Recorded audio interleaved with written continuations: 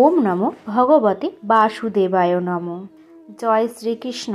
রাধে রাধে। নমস্কার বন্ধুরা। চৈত্র মাসের কৃষ্ণপক্ষের একাদশীর নাম হচ্ছে পাপমোচনী একাদশী। তাই এই পাপমোচনী একাদশী কবে পালিত হবে এবং কোন দিনে এই পাপমোচনী একাদশী ব্রতটি পালন করবেন তা অবশ্যই আজকে এই ভিডিওটিতে জানতে পারবেন। এই পাপমোচনী একাদশী চৈত্র মাসের কৃষ্ণপক্ষে পালিত হচ্ছে। বিশ্বাস করা হয় যে এই দিনে ভগবান বিষ্ণুর পুজো উপবাস করলে পাপ থেকে মুক্তি পাওয়া যায়।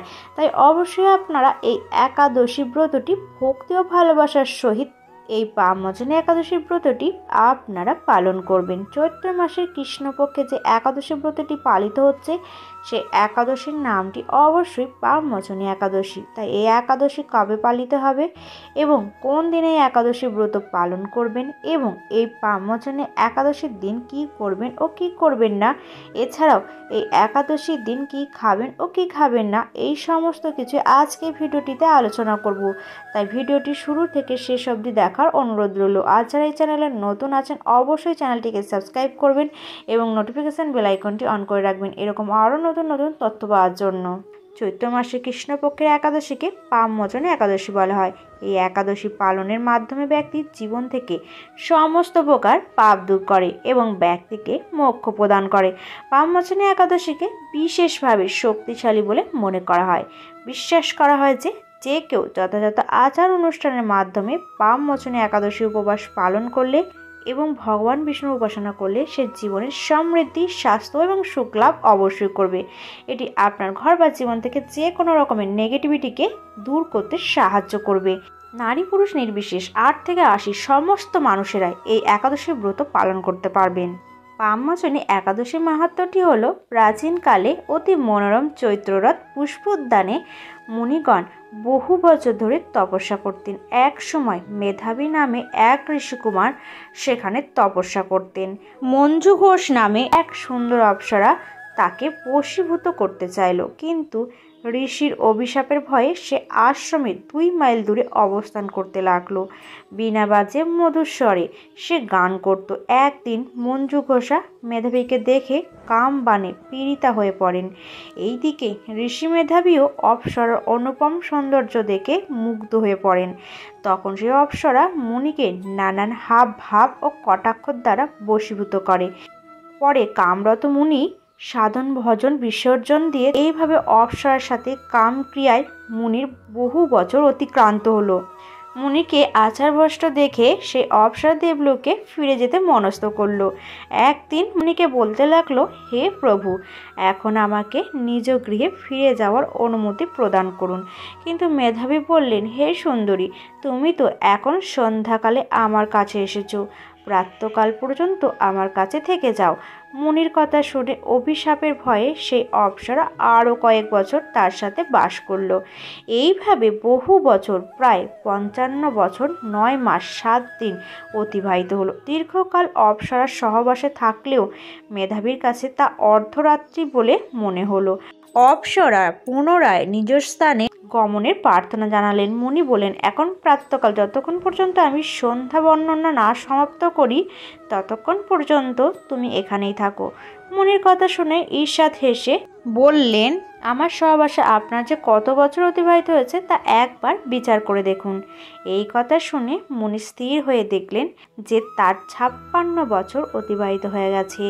মুনি তখন মঞ্জুর প্রতি ক্রোধ পরাবশত হয়ে বললেন, হে পাপিষ্ঠ, দুরাচারিণী, তপস্যা ক্ষয়কারিণী, তোমাকে ধিক, তুমি পিশাচী হও। মুনির শাপে অপ্সরার শরীর বিরূপ প্রাপ্ত হলো। তখন সে অবনত মস্তকে মুনির কাছে শাপ মোচনের উপায় জানল। তখন মুনি বললেন, হে সুন্দরী, চৈত্র মাসের কৃষ্ণপক্ষে পাপমোচনী একাদশী সর্বপাপ ক্ষয়কারিণী, সেই ব্রত পালনে তোমার এই অভিশাপ দূর হবে। পিতার আশ্রমে ফিরে গিয়ে মুনি বললেন, হে পিতা, এক অপ্সরার সঙ্গদশে আমি মহাপাপ করেছি, এর প্রায়শ্চিত্ত কি তা কৃপা করে আমাকে বলুন। উত্তরে চাবণ্যমুনি বললেন, চৈত্র মাসের কৃষ্ণপক্ষের পাপমোচনী একাদশী ব্রতের প্রভাবে তোমার পাপ দূর হবে। পিতার উপদেশ শুনে মেধাবী সেই ব্রত ভক্তি ভরে পালন করলো। তারপর তার সমস্ত পাপ দূর হলো। পুনরায় তিনি তপস্যায় ফল লাভ করলেন। অপ্সরাও এই ব্রত পালনের পরে তার অভিশাপ থেকে মুক্ত হয়ে দিব্য দেহের স্বর্গে গমন করল। হিন্দু ধর্মে একাদশী ব্রতের তাৎপর্য অপরিসীম, যা চন্দ্রপক্ষের একাদশী তিথিতে পালন করা হয়। এই দিনে ভক্তরা সূর্যোদয় থেকে সূর্যাস্ত পর্যন্ত উপবাস করেন, আধ্যাত্মিক উন্নতি, ক্ষমা ও মুক্তির জন্য ভগবান বিষ্ণুর উপাসনা করেন।